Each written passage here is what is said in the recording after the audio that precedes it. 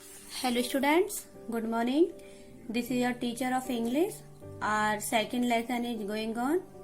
Students, I have explained some part of this lesson. Today I will complete this story. बच्चों, कल हमने इसकी थोड़ी सी स्टोरी पढ़ी थी. चलो रिवाइज कराती हूँ.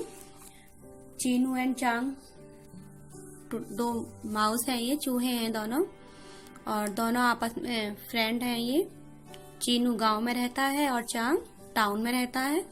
एक दिन चीनू के बुलाने पर चांग जब विलेज आता है तो उसे गांव में उसका रहन सहन अच्छा नहीं लगता, उसे पसंद नहीं आता और वो चीनू को अपने साथ ले जाने के लिए मना लेता है और चीनू उसके साथ चलने के लिए एग्री हो जाता है. आगे चलते हैं बच्चों.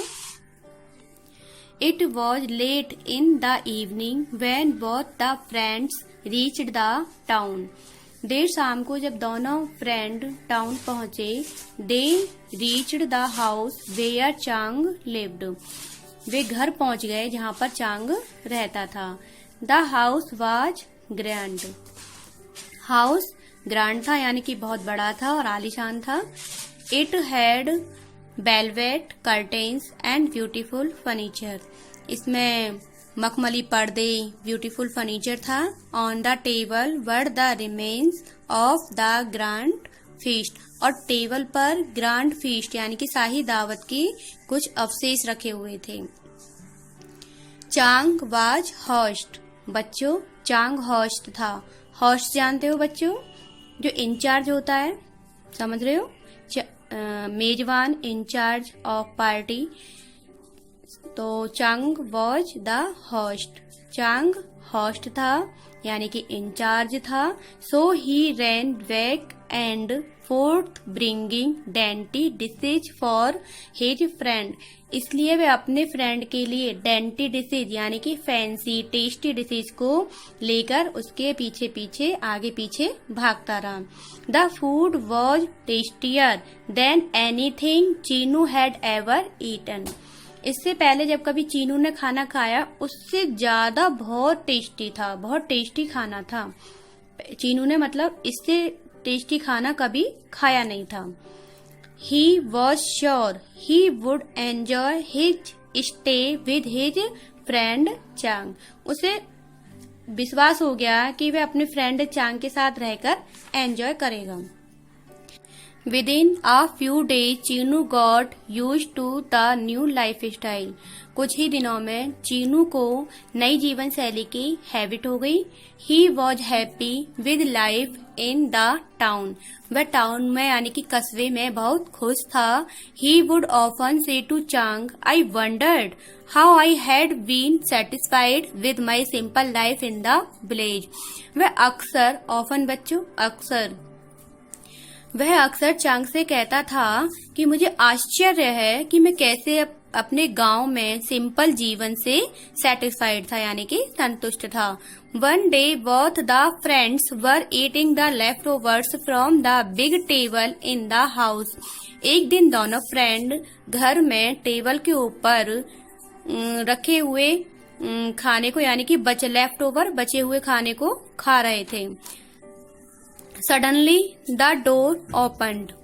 और अचानक दरवाजा खुल गया. A group of ladies and gentleman entered the room.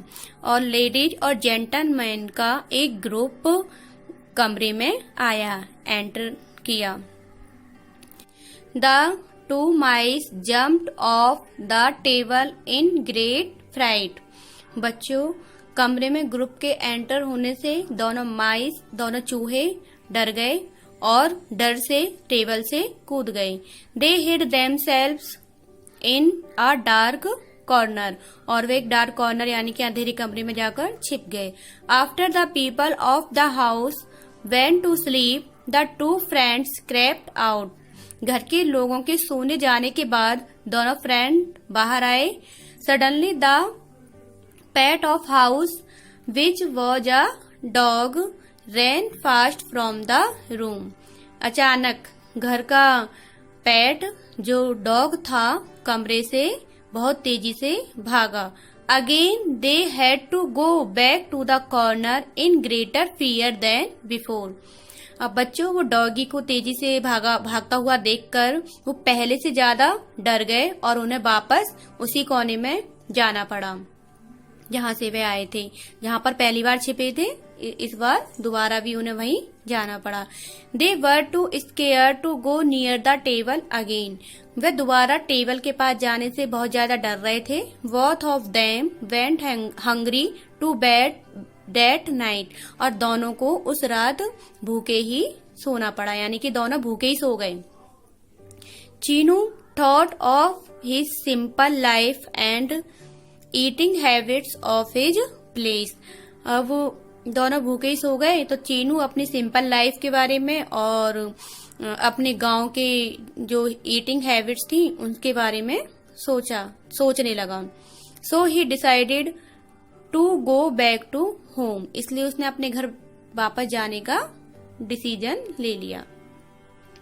After a long time when everyone in the house was asleep, बहुत देर बाद जब घर में सब लोग सो गए, the two friends came out. दोनों फ्रेंड बाहर आए सबके सोने के बाद। Cheenu said goodbye to his friend. और चीनू ने अपने फ्रेंड से गुड बाय कहा। Before leaving he said to Chang. जाने से पहले उसने चांग से कहा, if this is the fine way of living in the city which is full of terror, I would best prefer to have only my simple barley bread in my village where there is peace and security to your dainty dishes with a sword always hanging above head। जाने से पहले चीनू चांग से कहता है, यदि यह शहर में रहने का सही तरीका है जो फुल ऑफ टेरर, जो आतंक से भरा हुआ है, तो मैं अपने गांव में सिंपल जौ की रोटी ही बनाना पसंद करूंगा जहां शांति और सुरक्षा है। तुम्हारे इस डेंटी डिश के लिए जहां सर पर तलवार लटकी रहती है वो मुझे पसंद नहीं है। अब मैं गांव जाना ही पसंद करूंगा और अपना सादा सिंपल खाना पीना ही पसंद करूंगा। आगे देखो बच्चों को क्या कह रहा है, you are always welcome to my village home my friend.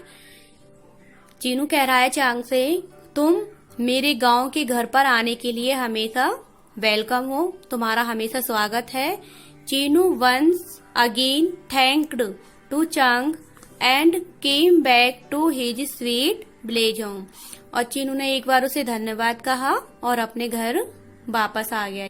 सो बच्चों इसकी एक्सप्लेनेशन कंप्लीट हो गई है। आई थिंक आपको इसकी स्टोरी समझ आई होगी और कैसे इसमें एक तरफ गांव के जीवन को दिखाया गया है जो बिल्कुल सादा सिंपल है और दूसरी तरफ अब एक टाउन की लाइफ को दिखाया गया है जो टेरर से भरा हुआ है। और आज आपको ये 2 टाइम पढ़ना है बच्चों। कल मैं इसकी बुक एक्सरसाइज वर्ड मीनिंग कराऊंगी। Thank you, bye.